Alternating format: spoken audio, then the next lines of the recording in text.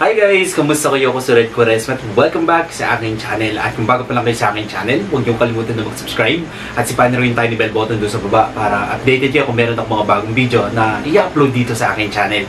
You know? At para sa video ito, another video reaction na naman ang gagawin ko. So magre-react nga ako guys dito sa Kailangan Kita by Troy Laureta and Zephanie Demaranan. And actually maraming nagko-comment sa akin na gawin ko daw ito ng reaction. And yeah, ito na finally, makakapag-react na ako. Sobrang na-busy din kasi ako guys kasi nga sobrang daming compliances, mga paperworks, mga clients dun sa aming opisina. And buti na lang tapos na. And finally, ito na. Finally, the moment of truth. May moment of truth. Ako may pinagsasabi. So, makakapag-react na ako dito, kaya mag-umpisan tayo. Without further ado, let's begin in 1, 2, 3, go. Alright! Okay lang. Okay. Okay lang. Muli pa yung sinasabi ko. Mag-start na pala. Wait lang. Ang ingay na sasakyan, no? Naan natin. Baka... Guys, pasensya no. Alright, let's count in 3, 2, 1, go. So, here we go. You know. So, yun na. Ang ganda ni Zephanie. Nakasan natin.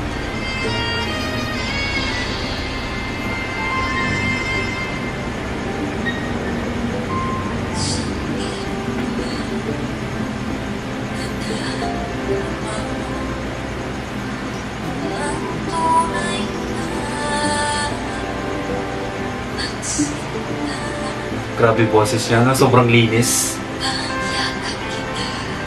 Ang lamig.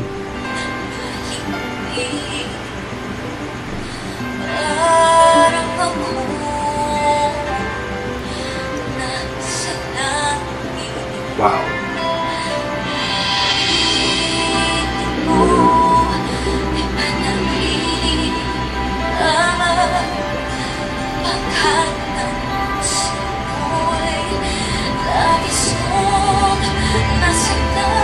Grabe emotion, no? Pag kumakanta si Zeph.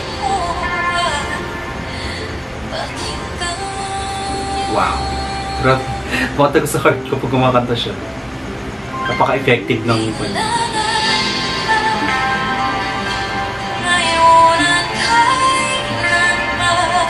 Grabe. Wait lang.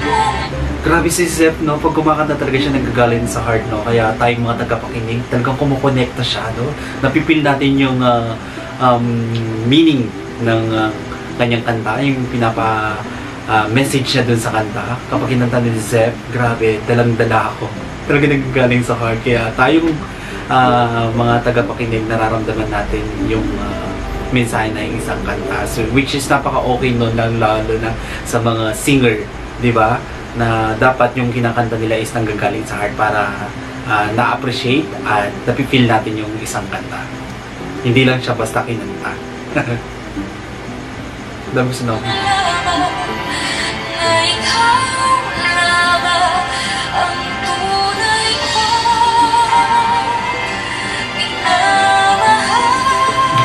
Ang ganda.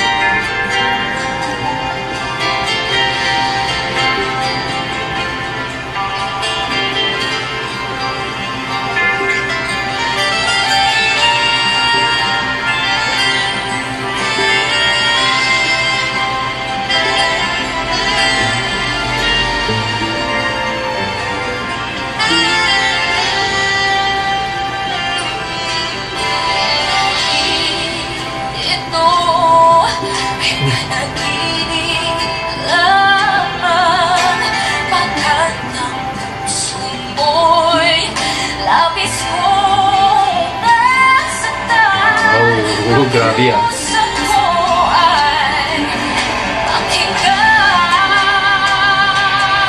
Kinikilabutan ako sa kanta niya. Sa boses niya. Oh my God.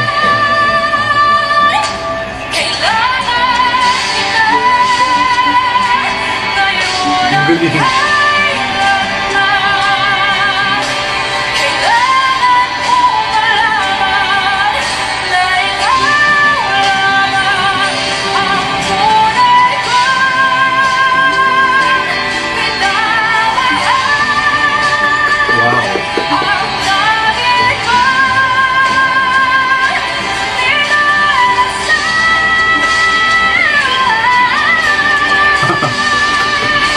Grabe nilapit ko guys, ang galing.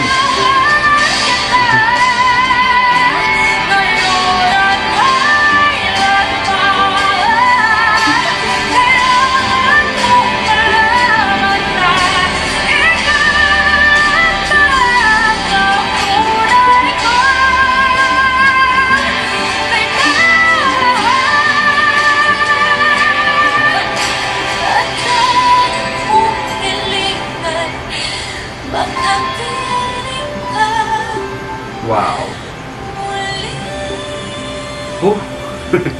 Ang lamig ng boses. Ang sarap pakinggan, no? Nakaka-con siya, nakaka-relax. Nakaka-senti.